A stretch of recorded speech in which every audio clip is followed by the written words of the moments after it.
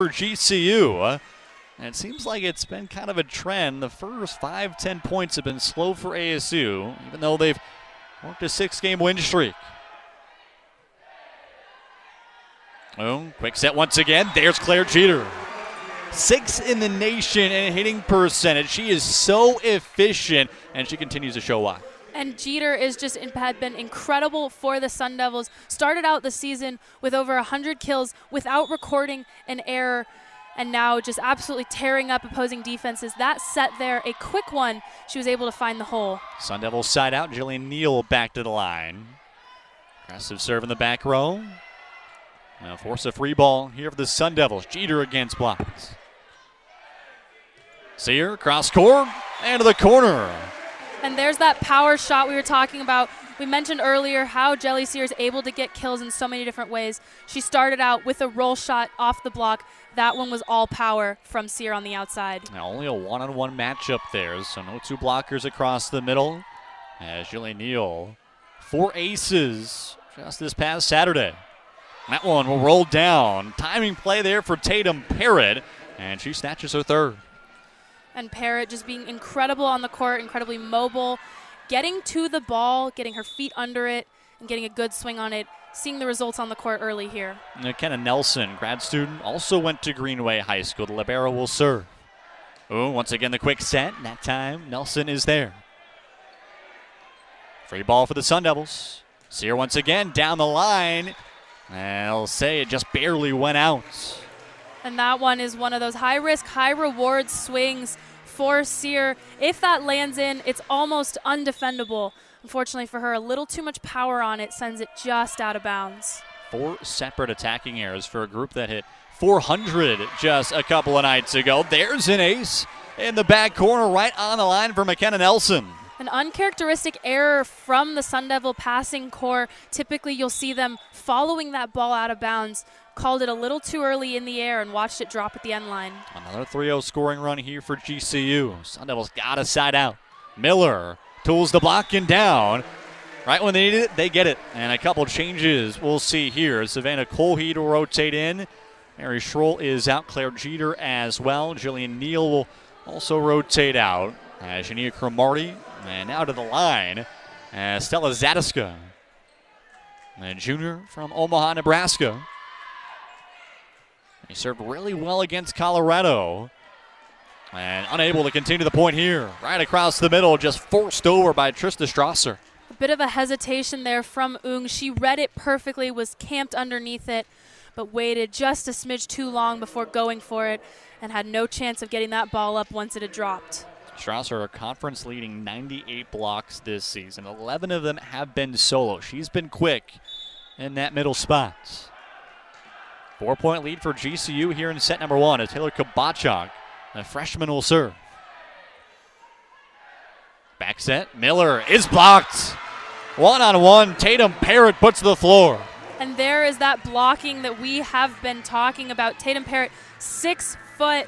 Trista Strasser, 6'4", the two of them putting up an incredibly strong block. The ASU hitters are going to have to get crafty to get around that block as it is incredibly big and incredibly pinpointed.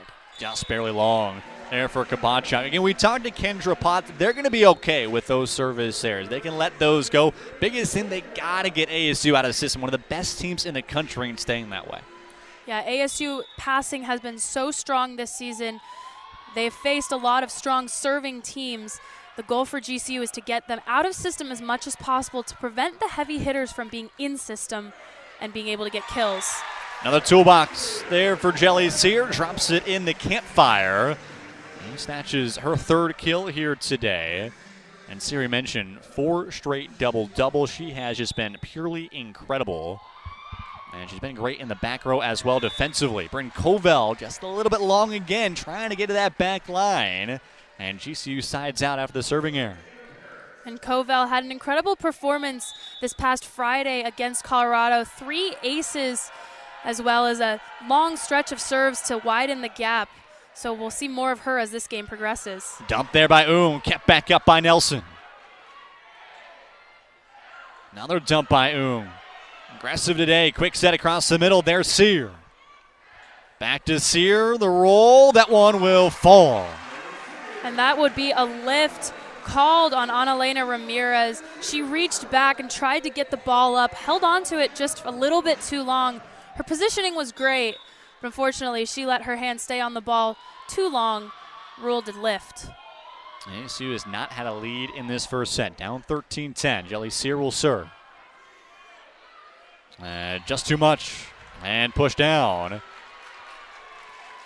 That'll be a net violation called on Jelly Sear, I believe. Oh, Argentina Ung on the right side. Yeah, it was Ung and Sear going to that right side. I think Ung jumped up a little bit too early. And they had the easy overpass to put it down, just a little too big of eyes. Strasser will serve. As Coley off her back foot just has to roll it over. Down the line, there's Schroll. Pipe set to Sear across the middle. That one stays in. And Jelly Sear is everything that these Sun Devils need early in this game. She can get kills from the left side and from the back row, keeping them in a strong position when they are down an attacker with Argentina Ung in the front row. Jelly Sear is able to provide that lift in the back row that they need. Mary Schroll, team leading 20 aces this season at the line. And she's there in the back row as well. Kovel to Cromartie. Push back up, kept alive that time by Kabachak. A free chance for the Sun Devils. Jeter kept back up. Great dive there by Lifgren, but that one just too long. And you saw there, Bryn Kovel stepped in to serve. That is something Coach Van Niel talked a lot about with the versatility of this team. With two setters on the court, they're able to run their offense differently at different times. Argentina Ung can set from the front row or act as a hitter, which she did a lot during her time at Washington State, giving them many more options from an attacking standpoint. Jeter across the middle. Nelson tries to bring it back up, but it's too long. Quick set's been so good for Claire Jeter all year long. It's been her with the quick set, then Savannah Colheat on the slide. Sun Devils back within one. Another run here by Mary Schroll. Three-time Defensive Player of the Week here in the Big 12. As quick set, there's Jeter. Lefgren rolls it over. Kovel, near side Cromartie, into the corner. Off her back foot too, perfectly placed. And Shania Cromartie, an undersized outside hitter, standing only at 5'8". She gets so high off the ground and has such a powerful swing. It's no wonder that JJ Van Niel puts so much faith in her while she's on the court. 4-0 run, make it a 5-0 run for Mary Schroll, ace number 21 this season. And there will be a timeout on the floor. What a start between these two squads. ASU on a 5-0 run going to Division I. She's had experience building programs and putting together a championship level program. Back-to-back years, West Texas A&M, where she was at before here with the Lobes in the national championship game, the national champions in 2022. And they felt out here, kind of got to work free, got to work loose, and just be able to take as many risks as possible to go against just such quick offense and a really good serving team in ASU. Schroll a 5-0 run. She just had her lone ace today. She might have back-to-back. Nelson brings it back. Now a free ball here for the Sun Devils. Kovel to Ung. Dump over. Brought back up Nelson. Cromartie tools the block. Another one-on-one matchup. A great set from Argentina Ung. And Ung stepping in there after Kovel is forced to take the first ball. Again, just shows how versatile the two setters are on the court and their ability to step in whenever needed, especially in non-perfect scenarios.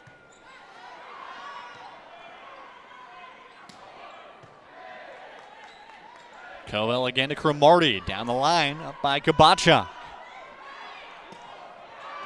Maybe too long was it touched.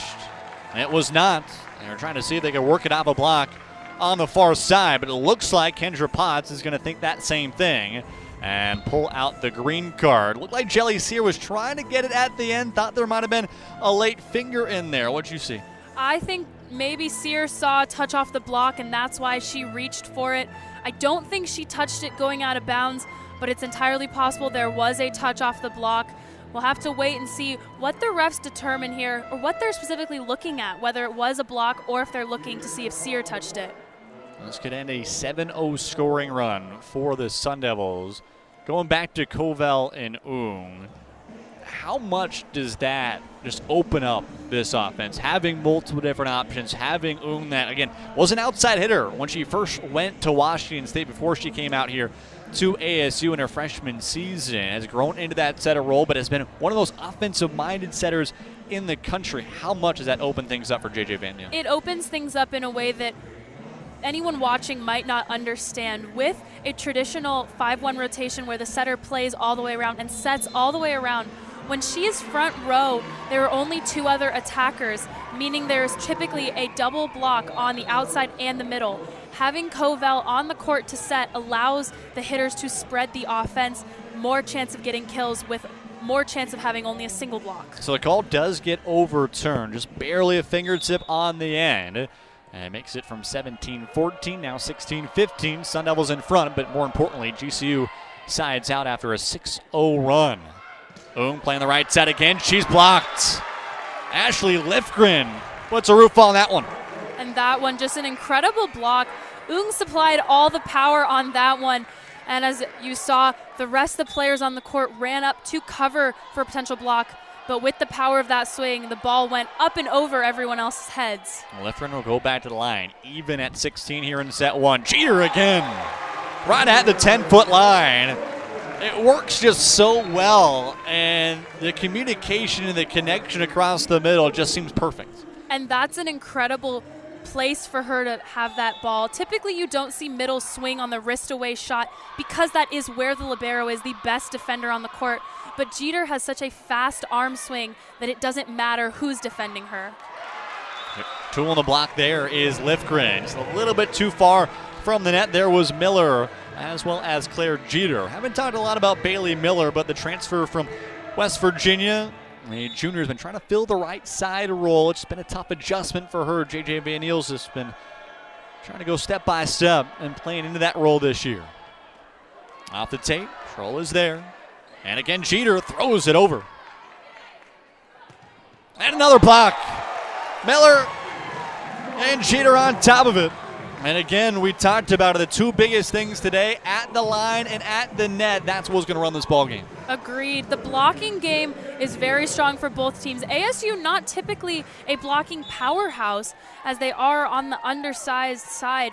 However, with the magnitude of GCU's blockers, I think we're going to see ASU's blockers stepping it up this game. 14th of 15 in the Big 12 in blocks per set this season for ASU. It seemed like a match between BYU and Utah might have been the difference, but it still stung to the same tune. We mentioned the undersized, just barely off a fingertip. It goes out, but GCU evens it back up at 18.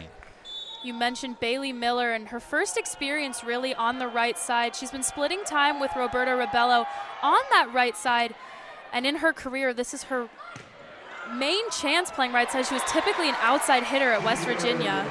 Second chance there for Jeter. She puts it to the floor. And currently with 4 kills now for Claire Jeter. She'll rotate out. They'll put back Estella Zadiska to the line. Second season with the team. A transfer out of Missouri. And JJ Van Niel was very impressed at how she served against Colorado this past Saturday and wants her to be back out there more often. Quick set across the middle. Cole Heed. 1-on-1. Cross court, too big. Tatum Parrott, what a swing. And that one off Jelly Sear's head. She looks a little shaken, but stands up, walks it off. That one's a tough one right at her head. Really couldn't get out of the way. So we'll see what happens. I think it looks okay, but. She went colliding to the floor just 2.5 weeks ago against BYU. And they're going to make sure to check on her. She shoos JJ Van Niel off. She does not want to move anywhere. She gives him the all clear. Game face on, ready to pass again. Jelly Sear, one of the most determined players on the court, willing to do whatever it takes to help her team win. That shows here, shakes off maybe a potential injury or a check out from the trainer saying she's okay, ready to go for the next ball. Ava Mason out for GCU, rotating in Olivia Price for the Lopes. Nearly an overpass, and it goes GCU's way. Another change in lead as the Lopes up 20-19, and a timeout will be taken And we talked about sometimes these first sets been a little bit too close for ASU's comfort. Today, the same story. Yeah, in their last 2 games against Houston last Wednesday, Colorado last Friday, ASU took the first set 26-24, just showing how close the first set was. They then expanded their lead in the second and third set, but they've really struggled in the first set with gaining momentum, getting on runs. And so here, the same is true, trailing by 1. And head coach J.J. Van Yeel is typically slower to call for timeouts, wanting to let his team figure it out on the court. So when he calls a timeout, you know it is crunch time. He is ready for his team to turn the game around.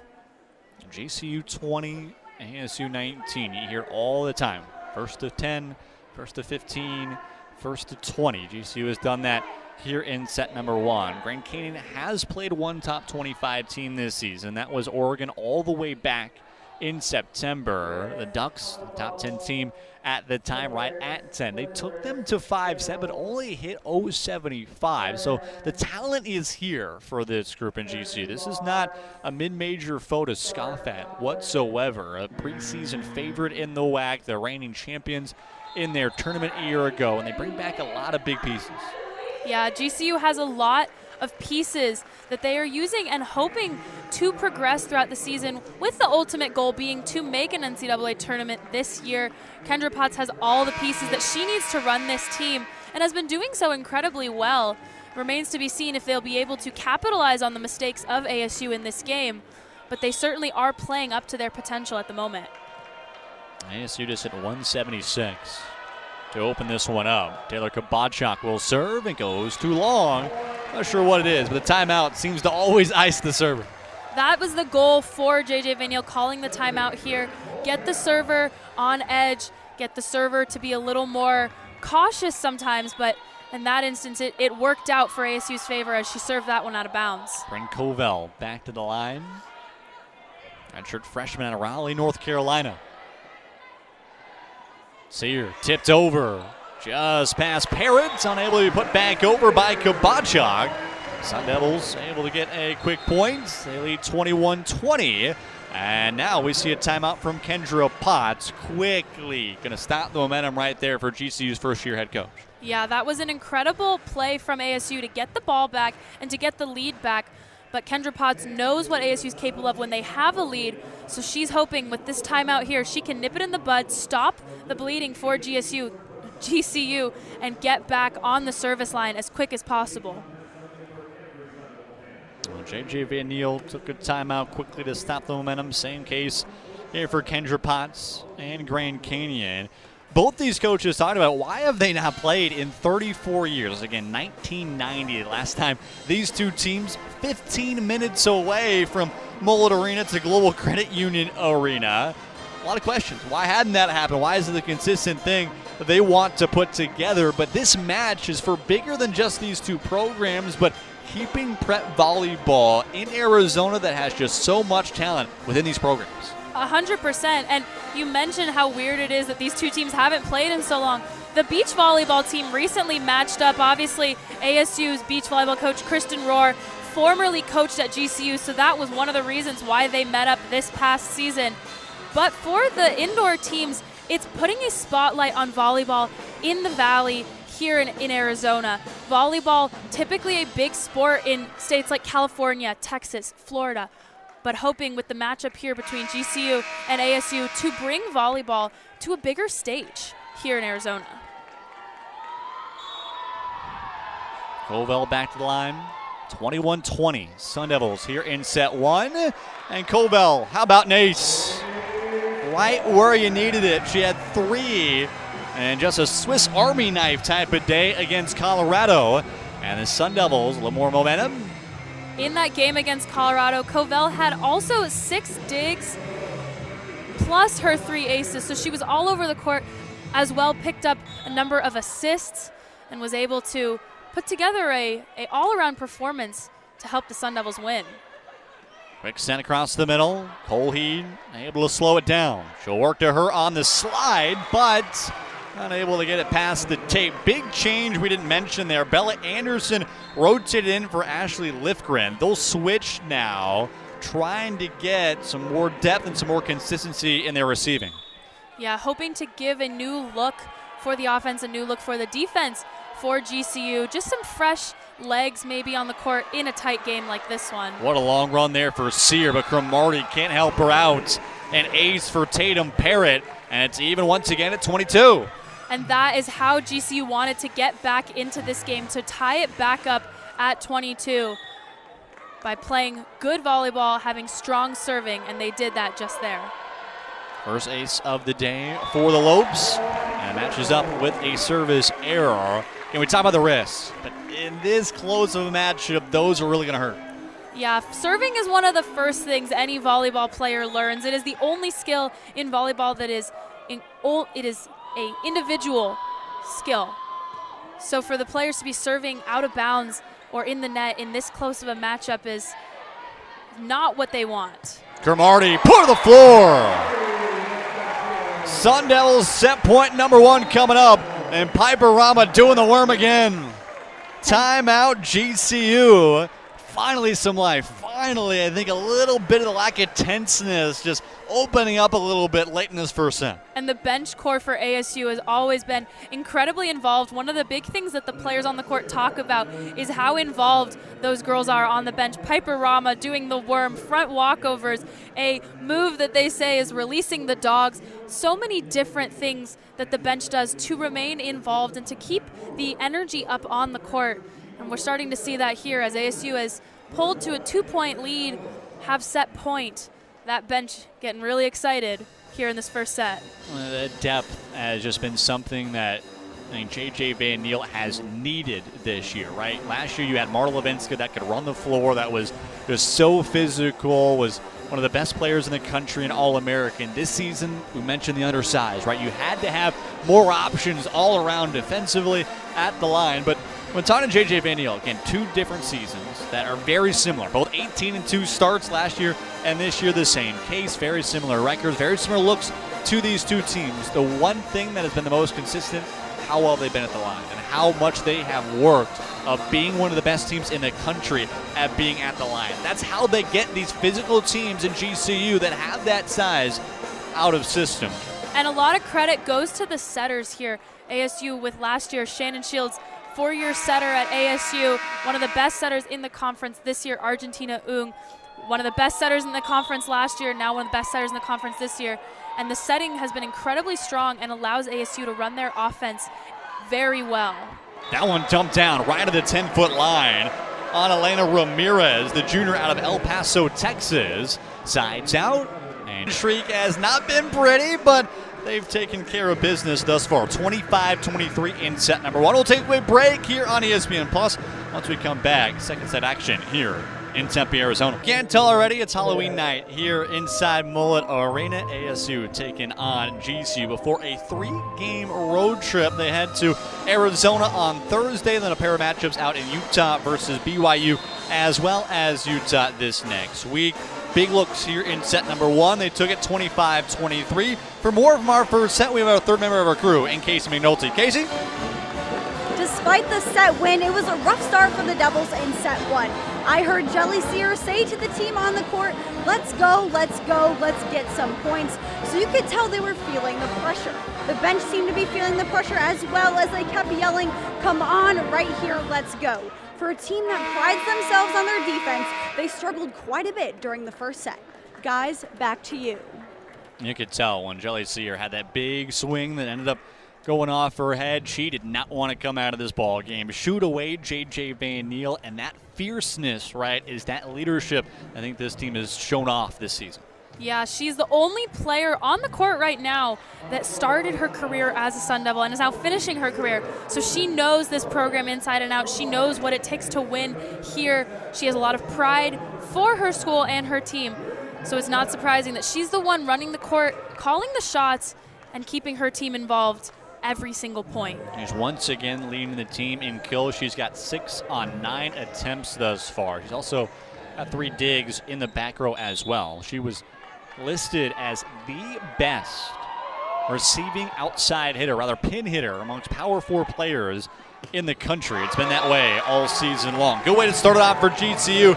Tatum Parrott, a big swing she adds onto her, now team leading 6 kills. And that just an incredible swing in between the blockers down the line. She found a hole, she threaded the needle there, and was able to put that ball away with authority. Parrott back to the line again. And she goes too long. And the aggressiveness, the big thing at the line for GCU, I don't think that was as aggressive as they wanted it to be. No, that serve was out from the moment she touched it. That had too much power on it. It wasn't even a serve where the defense considered passing it. So not a competitive missed serve. That was a competitive one there by Sear, just a little bit long.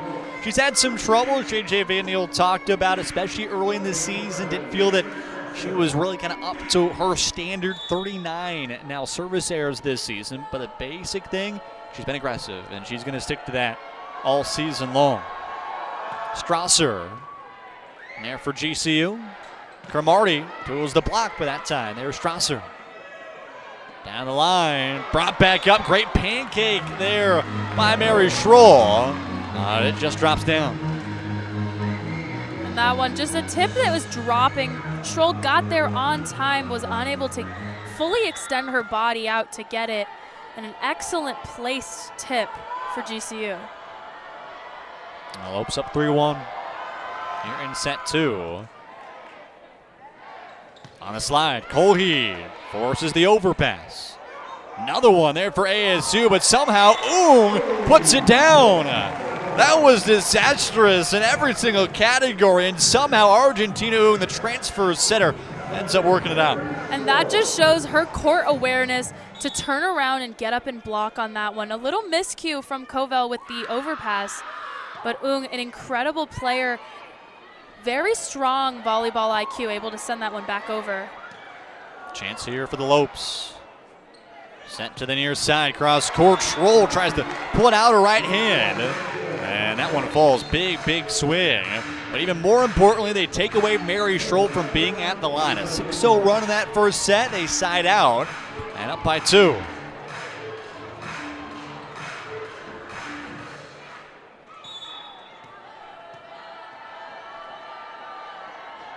Ava Mason, a grad student, one of the serving specialists, will go with the back row. Across the middle, great up there by Schroll. Cromartie, joust the net, just has to force it over. Long rally between these crosstown foes. Pipe set to Sear, too wide. And a lot of things going on during that set. Bryn Covell took a couple of sets. Argentina some swings. Came into set later as the rally went. A set to the pipe to Jelly Sear. She was almost at the line. I was worried that that might be a back row attacking error, but she swung out of bounds. I'll go to Cromartie. That one just goes wide. Try to get it right down the tape. Good swing, but just a bit much. And that was a strong swing, a competitive swing. And for the trajectory, the angle was just out of bounds. A strong swing if it had landed in. But now ASU looking at a 4-point deficit. Another run here for the Lopes. Not a great pass. Mary Schroll just barely gets it over there. Sear. Schroll this time. Check that. Cromartie just pushes it over, drops into the campfire, and ASU desperately needed a side out, ends up doing so. And now with the side out, they end up in their one of their stronger rotations with Bailey Miller, Antonia Cromartie on the pins, Claire Jeter in the middle, and Argentina now back row. They will have 3 options from the front row hitting. That one wide, that time by Ashley Lithgren. Again, you force a real good serve by who hasn't been bad herself. 19 aces this season. This group, 5 separate players with 18 or more aces this season. And they lead the conference in aces per set. Another good serve. Jeter couldn't put it down. Miller this time. I'll keep this one going. Cromartie puts it just inside the boundary. A cross shot, that time it falls. And that looked like a lot more than 3 touches from the Antelopes on that one. It looked almost like a lift as well as a couple more, but Cromartie able to put it away to end the rally. ASU seemed confused initially that a whistle was not blown. Goes long. And GCU still with the lead after the 3-0 run. And the Lopes have been out here, and they have been keeping ASU close and really put them on their heels. Kendra Potts, for them, it's just what they do.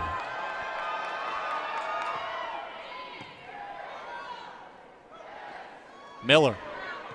That one falls. Nelson thought about it. Miscommunication there by Lifgren.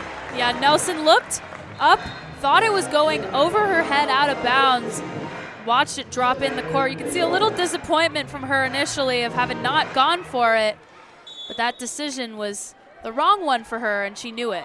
Serving specialist again, Jillian Neal at the line. Tied a career high 4 aces on Saturday against the Colorado Buffaloes. Forces an overpass. Sear can't take advantage of it.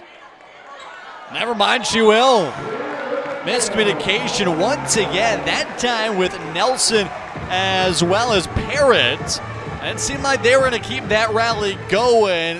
A mistake that can't happen right there. And they both looked at each other, both thought the other one was going for it. At the end of the day, someone's got to call that one. Can't win a point if you don't play the ball. Neal tries to graze it across the tape, unable to do so. GCU sides out, takes back the lead 8-7 here in set number 2. And it wasn't comfortable for ASU in that first set. Hitting under 200 still at the moment. And came back and held on for a 25-23 win. And it's another ace. ASU just does not seem comfortable right now, really on their heels.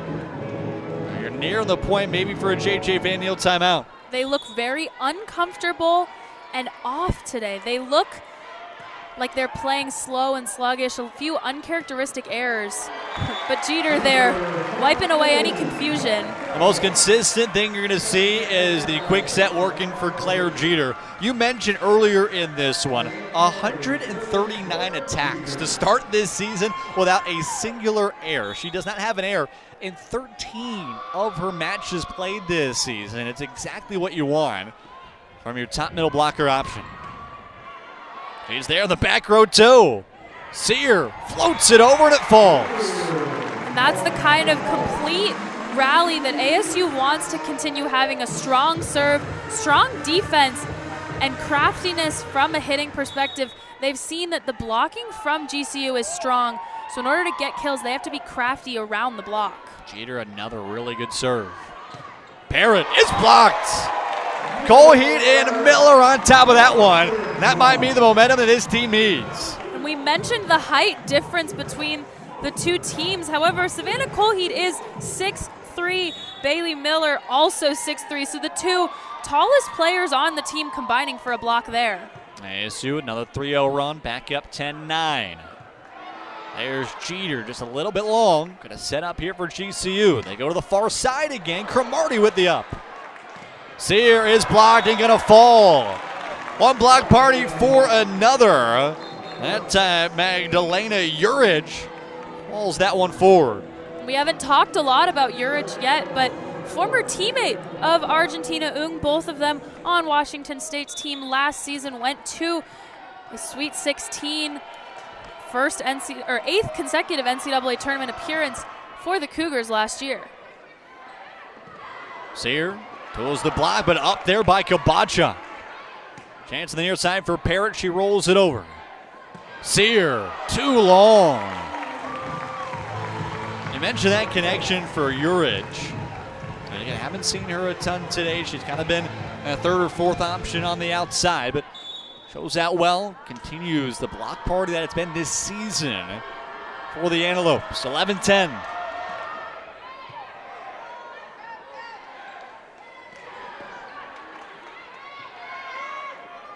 Parrott off the tape, but just wide. And she was trying to go for the cut shot there. Had an opening on that far side near the 10-foot line, just didn't execute. She looked like she dropped her thumb a little too much. The trajectory was too low. And as a result of the ball rolling along the tape, pushed it out of bounds. Jelly Sear right there to pick that one up had it stayed in bounds. But with the additional elbow drop and wrist drop, that ball goes out of bounds. Across the middle. There's Cromartie. Now Sear. Another set of miscommunication. That time Parrott couldn't find it connected there with Kabachak. And Sear gets it a fall, her 8th kill today. She's also Had 4 separate digs. Not been as efficient, though, as she was in that first set. Sun Devils back to the lead behind Covell at the line. Overhead dig, and Oom just forces it over.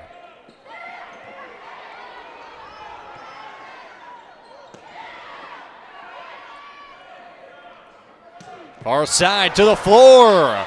What a swing. That one drops down, and GCU evens it back up. And that rally had a lot of different things going on. We saw Shania Cromartie taking a swing out of the back row, which she typically doesn't do. The defense was strong. Couple of funky plays going on there. GCU able to end it with a strong swing. Annalena Ramirez with the kill. Sear now. She's blocked by Ramirez. They'll feed her once again. Floats over. Back up by Lifgren. Ramirez off the tape. Cole Heed. This time Sear. She gets the job done. Sear is becoming a workhorse right now here for the Sun Devils. 21 attacks, and she gives the Sun Devils a set 2 lead. And Jelly Sear has been that type of workhorse player for the Sun Devils all season long. She's been the player that's been putting the team on her back, picking up strong performances as she picks up an ace there. Shrugs the shoulders, puts up the hands. It just falls. Jelly Sear continues. Again, what's been an aggressive year at the line. She's taken her shot, she's taken her opportunities, and that one paid out. ASU up by a pair. Across the middle to the floor.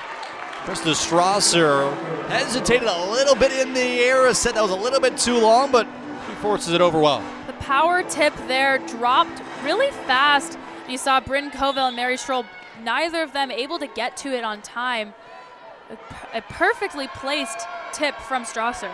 And the senior from Kyle, Texas. Will serve. Cromartie tools the block. That one was off of Strasser, and it falls. ASU sides out quickly, and that will force a immediate timeout. Set 2 here at ESPN Plus. Sun Devils and Lopes still close, still a battle. 34 years in the making. It's been a fun start. We're right back here at Mullet Arena. Out of the media timeout, Sun Devils and Lopes still close here in set 2. It was 25-23 in set number 1. ASU didn't have a lead until point number 20 for them of the match. And they're still close here in set 2. Stroll serves out of the break, and a good diving attempt that time too. Cromartie forced over, good up. That time by Kabacha. Cromartie off the block. There in the back row's Parrots. Lifgren blocked and kept back alive here for the Lopes. They'll feed Lifgren again to the back corner, and they'll say that one was off a touch. And again, we've talked about the complete rallies from both teams. That was another one from both sides. ASU has some big digs, some big blocks from both sides, big passing and swings. And the Antelopes able to finish that one off there with the swing off the block.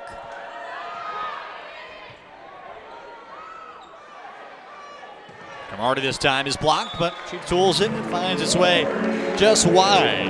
And Shamia Cromartie, we talked about her development. Another transfer, started off her career at Mississippi State, but this season, he's second on the team in kills, and he's really taken a workload that has been needed. Was a DS for a little bit last year, really worked around whatever role she could play in for this group. Finally getting the spotlight a little bit. Lifgren, perfectly placed.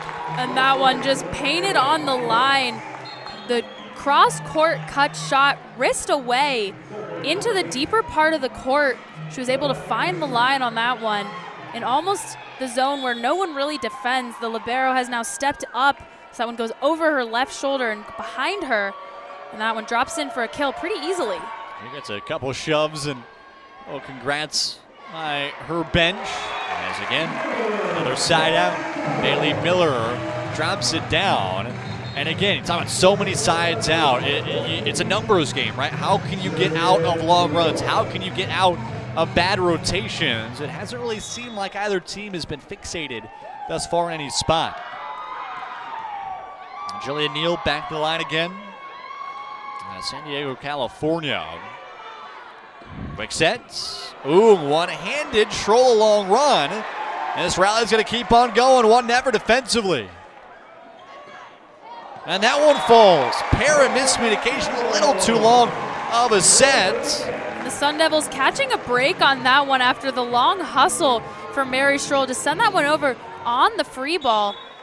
And again, catching a break with the miscommunication from Parrott. And ASU back to the service line again. Ava Mason was the setter there. A little bit too long. As Neal, great dig in the back row. This time Miller tools the block and down. That one, she found Parrott's left arm, left forearm specifically, Parrott pulling off of the net. She hadn't fully sealed over the net with both hands pressed over. And Miller took advantage of that, hitting the outer corner of her left forearm for the tool. 19-15. Kendra Potts will take a timeout. So will we. Sun Devils a 3-0 scoring run, looking to extend here in set 2.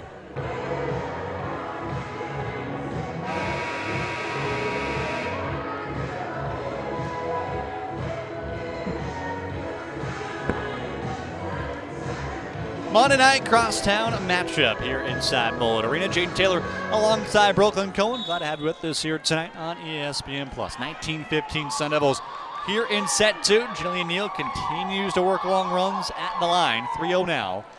Out of the timeout, make it 4, make another ace for the sophomore. And she has been outstanding for the Sun Devils from the service line. Van Neal talks about how she plays cool, calm, and collected, not looking at the score. Has had a couple moments where she served the set-winning point, didn't know about it, went back to serve again.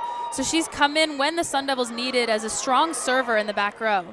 Parrott, there's Schroll. What an unbelievable overhand dig. That one blocked, but falls right on the line. Magdalena Urich, another outside hitter, works that pin well. And not much Jelly Sear could do about that one. It went behind her. That's the place where the defense isn't usually covering, as it's a more weak shot off the block. And unfortunately for the Sun Devils there, no one to pick that one up. On the back set to Miller, she's blocked. Strasser puts a roof on that ball. Parrott was there as well. And what a switch. Good time for a timeout for J.J. Van Neal. Again, the block, such a big thing for GCU, and they don't want to see any more of it. And the 6th block for GCU this game. They have been incredible from that blocking perspective. These tall blockers and the ability to just penetrate over the net on every ball, get touches off of it. And it's been evident in this game so far. 20-17 here in set 2. And it's been close. These teams have not seen each other in so long and just trying to see what they can put together. And ASU only hitting 183 right now. Neither of these teams have been efficient today. What's got to be the difference in these final couple points, these final couple of sets to stay in system one? It has to come from the digs. The digs have been good, but we've also had a lot of digs that are going away from the setter, forcing her to move on both, forcing both setters to move around, unable to really get set. And I think the key moving forward is for the defense to put up strong digs and allow the offense to run as strongly as it can. J.J. Van Neal takes his first timeout here in set number 2. And once again, big block there by Trista Strasser. More on her, Casey McNulty. Yeah, guys, Trista Strasser has been a leader for the Lopes on the court. She's been directing her teammates where to go and offering reassurance even when they don't win the point. Head coach Kendra Potts says that Strasser is just a girl that wants to own the net and wants to be a part of every play, whether she's getting set or whether she's blocking, and she's going to find a way to keep herself involved. Guys, back to you. Some more pressure there by GCU. Good block initially. ASU keeps it back up, and well, it's Jelly Sear. Yeah, Jelly Sear again. We've talked a lot about her this game and what she's been able to do, and she just continues it there with another great swing. 9 kills for her. Continue what's been a solid year. Across the middle, Strasser gets her name called once again. GCU not going down without a fight. They side out once again. And there's that mentality that we've mentioned from Kendra Potts and her team this relentless mentality of getting the ball back every point, stopping the runs, staying on offense as much as possible. Well, back to the line, Taylor Kabacha. Mentioned the freshman from Kerrville, Texas. Actually was going to go to West Texas A&M and followed her coach in Kendra Potts. Bailey Miller gets her name called, rolls it out the tape, and gets it a fall. Sun Devils 3 points away from taking a commanding 2-0 set lead. Bailey Miller there with her 5th kill of the night has been very important for the Sun Devils in getting points from the right side. ASU is a very left side hitter heavy team, and so she's able to stretch the offense out, get kills on the right, and allow the offense for the middles and the left sides to open up a little bit more. Potts takes her second and final timeout after that kill from Bailey Miller. I mean, we talk about the similarities and differences from a season ago. I mean, very hot starts, very good wins, more ranked wins this year at this point than they had last year. This was actually the point a year ago when they took down top 5 Oregon and had that big win that put them on the national landscape. Big thing in that match, though, it was all Marta Levinsky. How dominant they were out of the right side last year. This season it's been entirely different. How do you think they've been able to still have that success without the dominant right side? Well, the first thing that comes to mind is the setter switch. Obviously, last year it was Marta Levinska and Shannon Shields, and we talked a lot about during the season the two of them and their connection. With the new setter this year, it allowed new connections to be formed. Argentina Ung and Jelly Sear have talked about their connection a lot, and that is something that ASU has been incredibly reliant upon, is their connection. Additionally, with the transfer of Ung, the transfer of Miller, Colheed, they've been able to form these new bonds and relationships, and they've had to do so quickly, adding to the urgency for them this season of winning every match and getting the points that they need, getting the plays that they need to be successful. Out of the timeout, a final one for first-year head coach in Kendra Potts here in the second set. ASU will bring Covell at the line, 3 points away from taking the second set. Parrott is blocked. What a way to work out of the timeout. Argentina Ung at the pin. And that a perfectly placed double block. Ung set up on the right, had her right arm pressed over. Colheed filled the seam, and that block was just perfectly placed, and the ball had nowhere to go. So tight, there's no room for movement on that near side.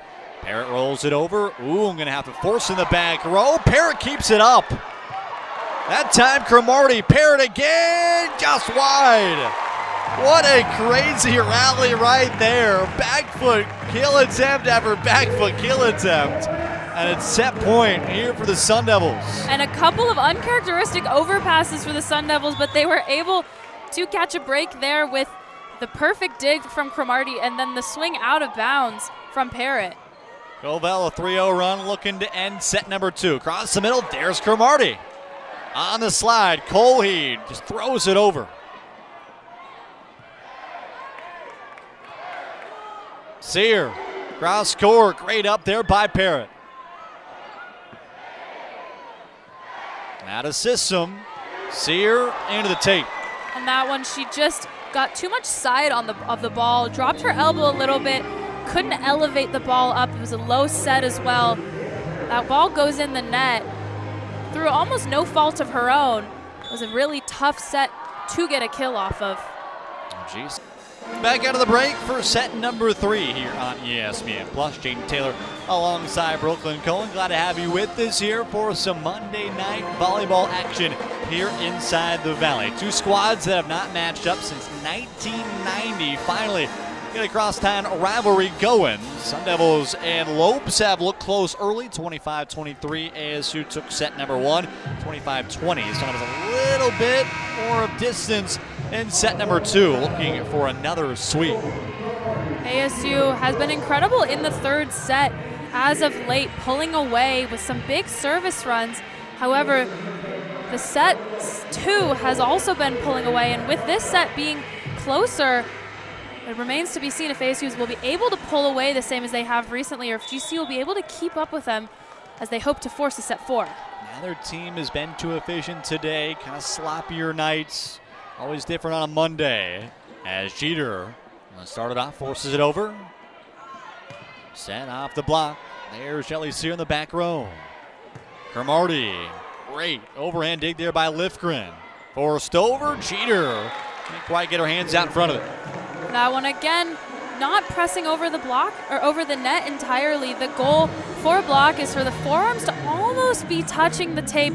Not touching, that's not allowed, but to almost be touching the tape, sealing off any possible other pathways for the ball to go except into the forearm, and that one not sealed over the net as she could have been. It's the third straight set that GCU opens it up with at least a pair of points. They take the lead once again. And for ASU right now, again, only hitting 181. Just 2 nights ago when they hit a conference best, 406.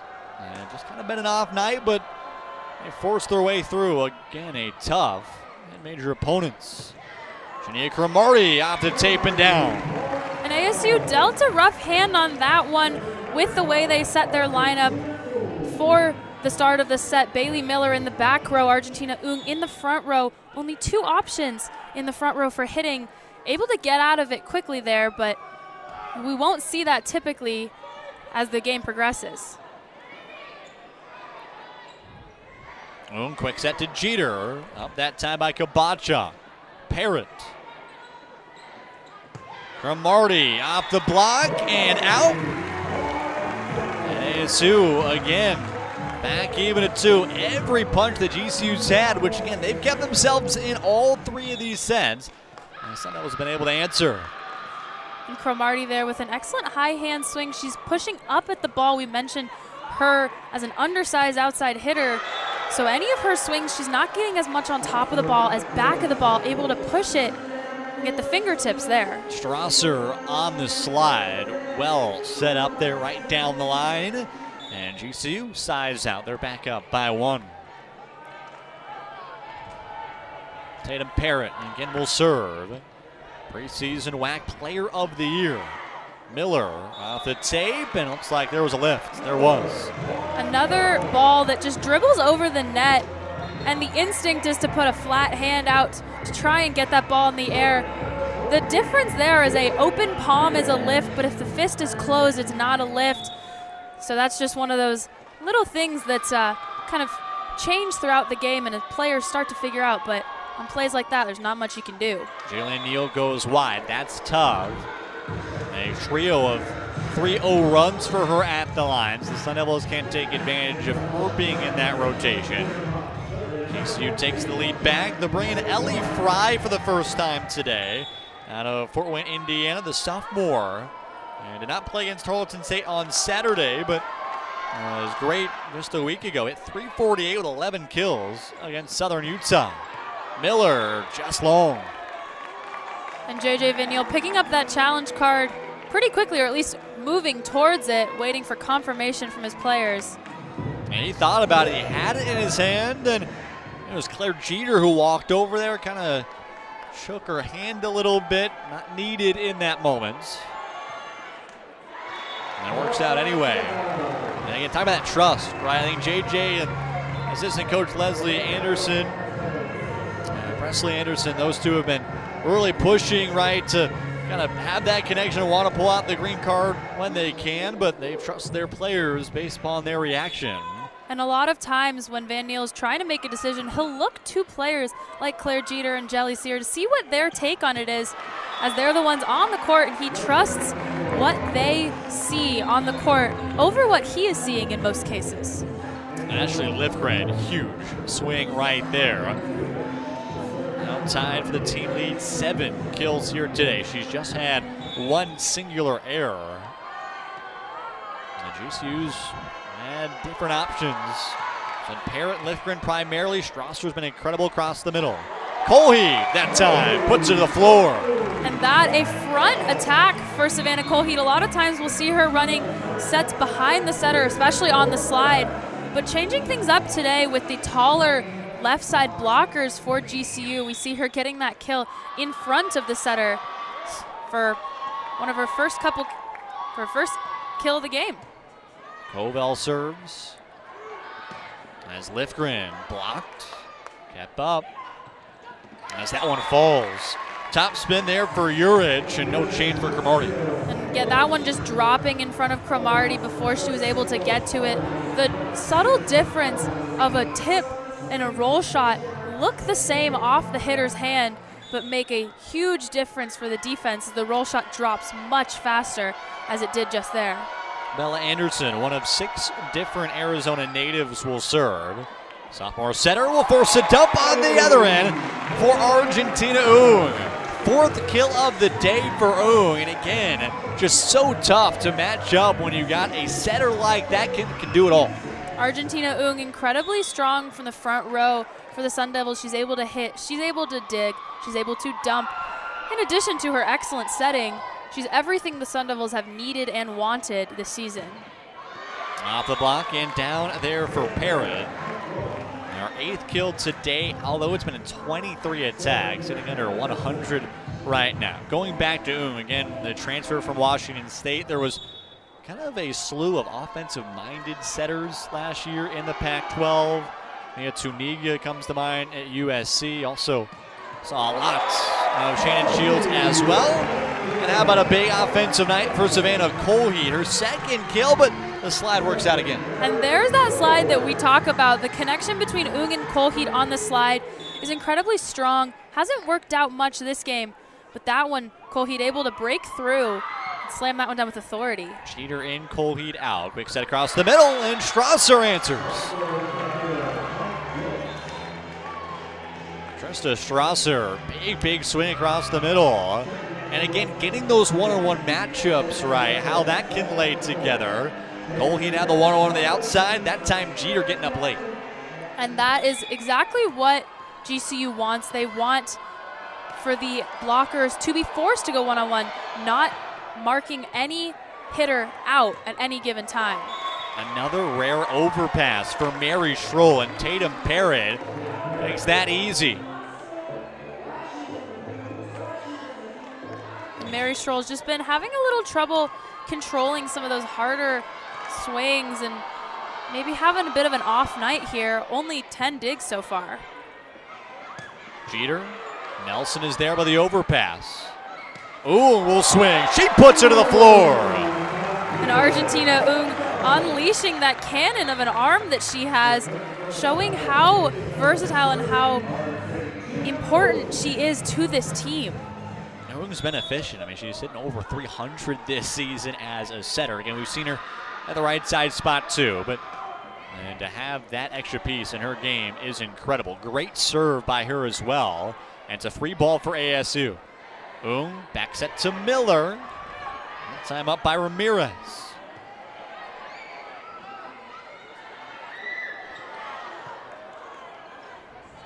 Nelson will set this one to the near side. Down the line there, Schroll. Pipe set to Sear, up there by Kilpacha. How about Parrott again? That one tipped and just out. And again, another complete rally. We've seen a lot of those, showing just how evenly matched these two teams are. And of course, the score shows it. These two teams are very strong in what they do. Their rallies are full of excellent digs, great swings, blocks, touches. And that one just went GCU's way in the end. For the 3rd straight set, GCU has taken a lead at their own 10-point mark. 11-8 right now as they serve Strasser. There's Ung.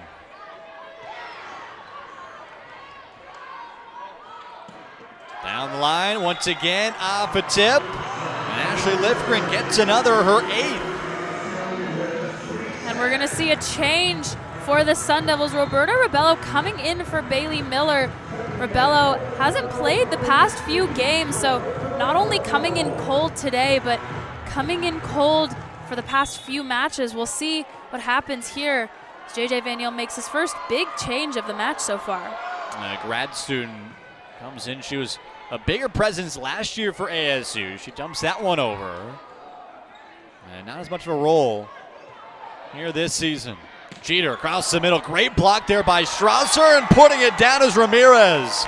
One-on-one, Strasser wins, and Ramirez cleans it up. And a bit of a hesitation there from Rebello. Looked like she was going to try to pick that ball up and didn't. JJ Van Yeel calling timeout, media timeout here.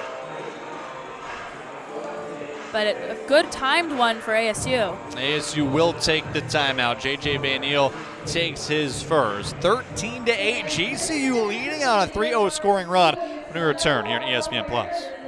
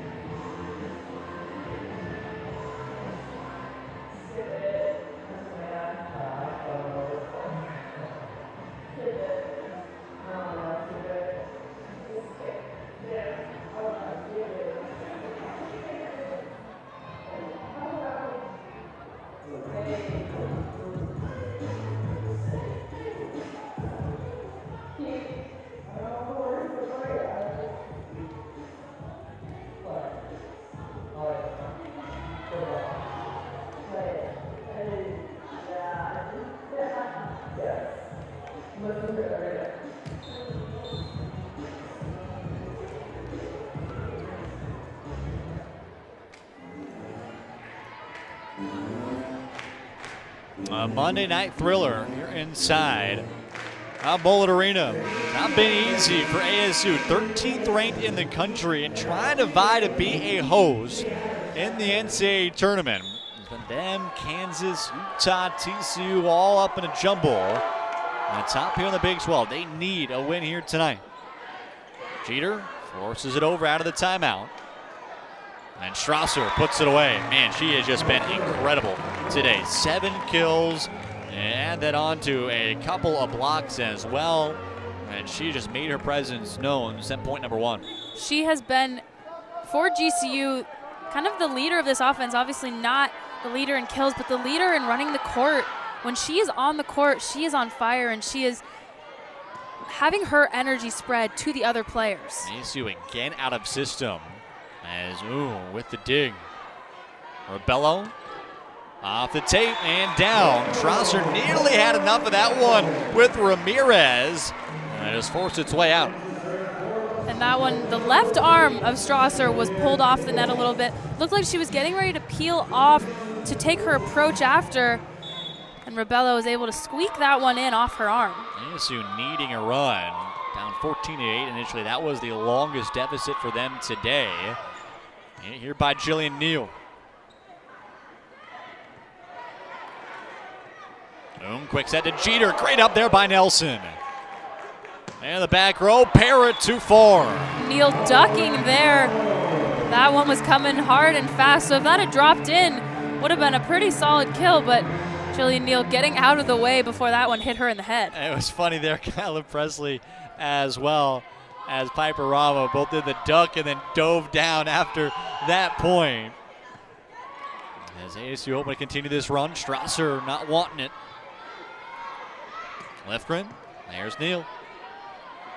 Back set to Rebello, cross court, and splits Parrott and Kabacha. And that's her second kill of the night. Moments like these is where we see the ASU defense start to step up and start to play with a little more energy than they have previously in the set. And sometimes it takes a server like Jillian Neal on the line to fire up the rest of the team. That's what you want in this moment, trying to creep your way back in this third set. Sear just past the outstretched arms of Tatum Parrott. Exactly what you need right now, a 4-0 run. And that'll force a Kendra Potts timeout. You asked for it, you got it. One of the best servers in the Big 12 right now. She's 6th in the conference in aces per set. Again, you don't see her a ton, but when you do, she's efficient. She has been, for the Sun Devils, the person that comes in and gets them long runs from the service line. She did it on Friday against Colorado. Bryn Covell did it as well. Covell having a bit more of a big role with the defense and setting, but Jillian Neal has been the serving specialist in every sense of the term for ASU this season. The Sun Devils creeping their way back. It was 14-8, and 4 straight points behind Jillian Neal. Exactly what you needed right now. Again, tough at times on a Monday night to try to get up. Both these teams trying to build some energy. And for more on that, Casey McNulty. While ASU may be ahead of GCU in sets, the teams are matching each other on the bench when it comes to energy. The GCU energy could be seen after that last point, and the bench does a siren cheer every time the Devils serve, and they continue to bring the energy even when they don't win a point. The Devils are continuing to do their typical cheers for aces and kills, led by freshman Piper Rama. Guys, back to you. Thank you, Casey. Mason McNulty, our third member of our crew. And ASU again trying to build that energy right. And seeing Piper Rama, just the freshman, doing everything she can. She's kind of gone viral a couple of times with some fun photos. Seen the worm a lot this year, but it's all about getting that energy and getting that connection back for this team. Rama, one of 4 freshmen on the ASU roster, none of them getting much playing time, but they are all important from a cheering perspective and in practice, providing strong hitting and digging. Usually a timeout that might ice Jillian Neal. She is playing too hot right now. 5-0 run with her at the line right now. And the Sun Devils, after deep into a hole, all the way back within 1. Jillian Neal just keeping collected and relaxed at the service line. And that time she goes just a bit long, so maybe hyping her up a little bit too much, but it's exactly what you need, exactly what you set up to do out there. You bring your team right back in it. And GCU able to side out, but not as comfortable as it once was. 15-13, Ellie Fry, the sophomore, at the line. Out of system here for the Sun Devils. Rebello will roll it over. Far side, Lifgren. They'll say it was out of touch.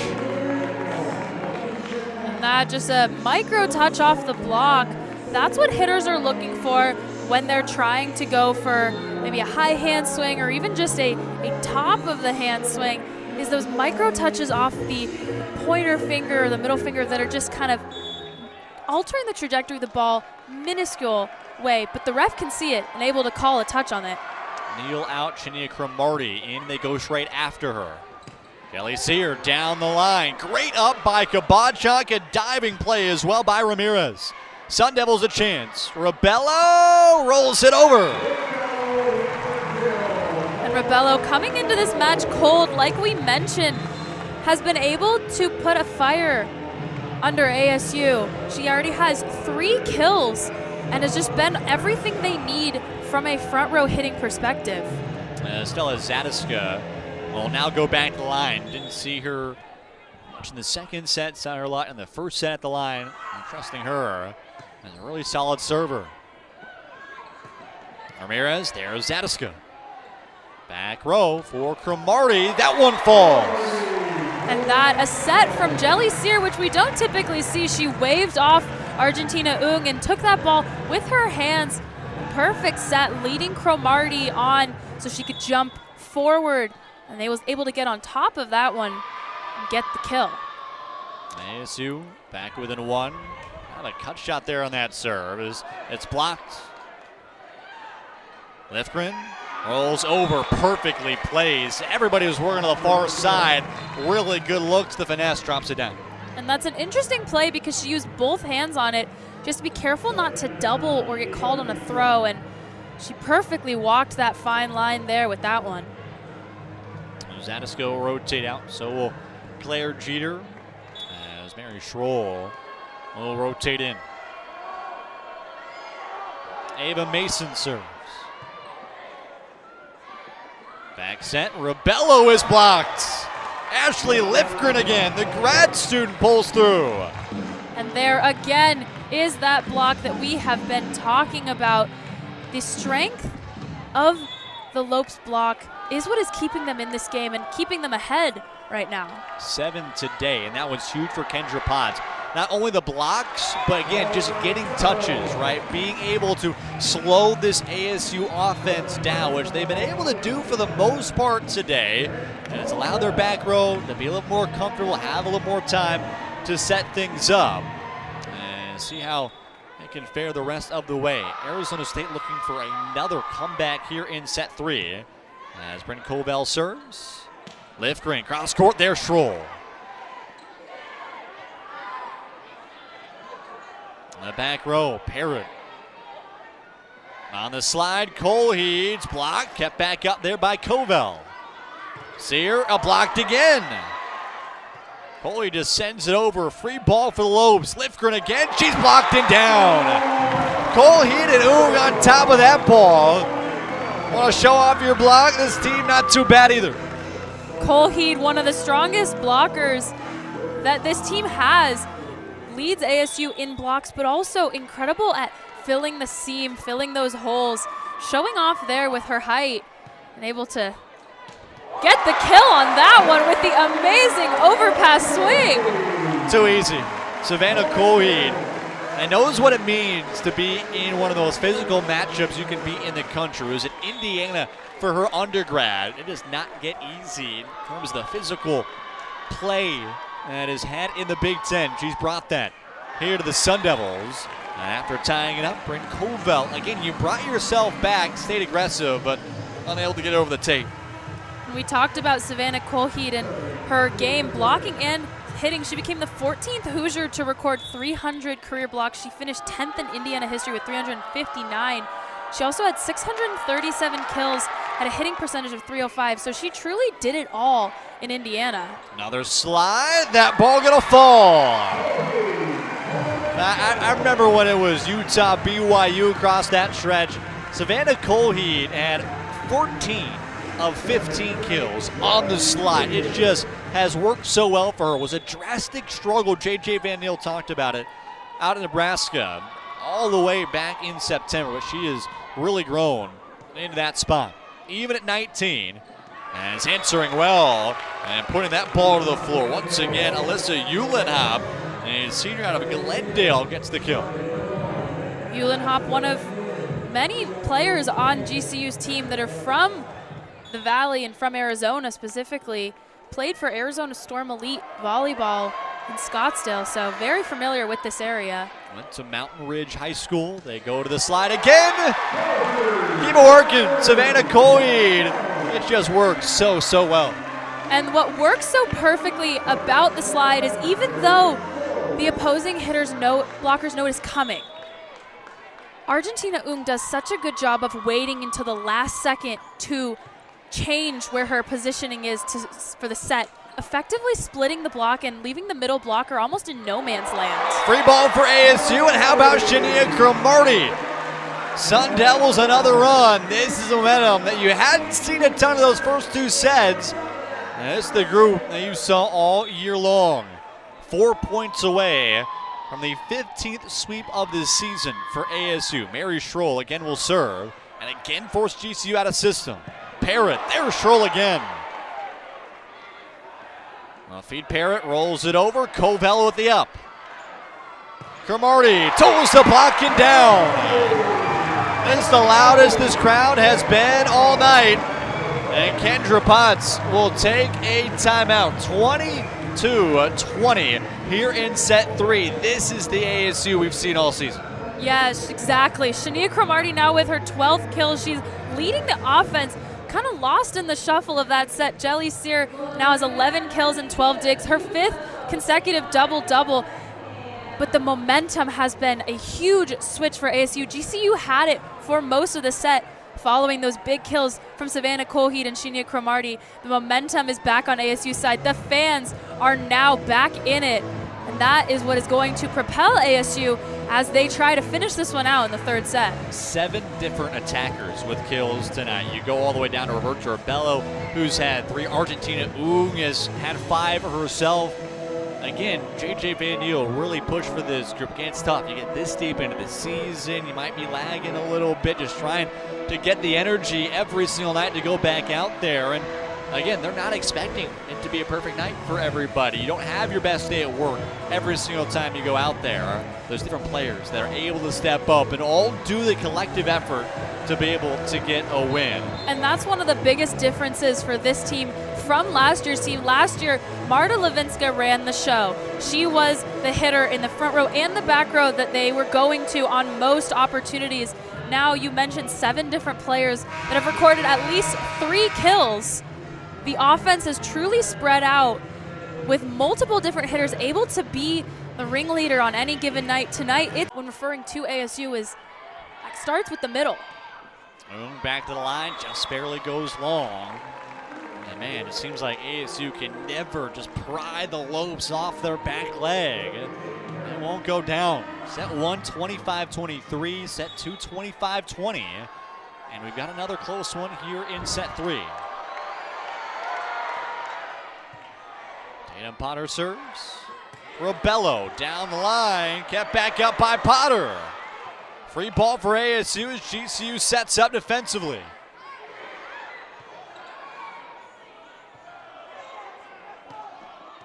That one falls. And Tatum Parrott with a couple of big plays there, diving to get the ball up, a big serve to start out. Now this game is tied at 23. As a reminder, it's win by 2, but if it's tied at 24, it's still win by 2. So we'll see what happens in this next play. Another nail biter here in set 3. Ooh, goes to Cromartie, huge swing.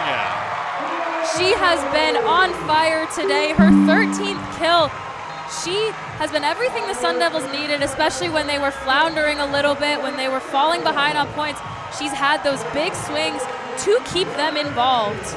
So good of a night for Shania Cromartie. Match point number 1 for ASU, looking for their first win. A big matchup against GCU. Far side, brought back up by Nelson. Quick set across the middle, Strasser pushes it over. Neal got faked out a little bit, trying to go to the near end. And not gonna stay to 25 points here in this third set. You just saw Cromartie rotate out, she comes back in. Here for Jillian Neal. And she's hitting 400 here tonight. And it's best for ASU. Best on the other end, been Tristan Strasser. Not a single. Won't go down. Ramirez, the serve to Sear. Up by Parrott. Sear cross court and down. Past the arm of Nelson. And ASU another chance. Hold up though. Pot's not about pulling out the green card again. Nelson looked up and looked right back at her coach. Not sure what that was, but they won't pull out the green card. And ASU gets another chance to end this match. Looked for a moment there like Potts thought she is going to pull the green card here. Like she thought the ball was actually out of bounds. From our perspective, it looked like it just hit that white line. But obviously down on the court, it's a different look. She's grabbed it again. And talking with the far judge.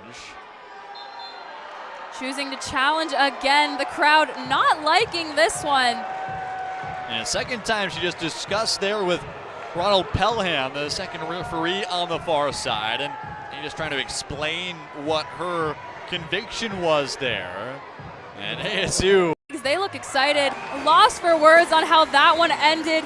A horrible way to end for GCU, as that is a very, very hard thing to get correct, is that swing, but losing on a back row attacking error.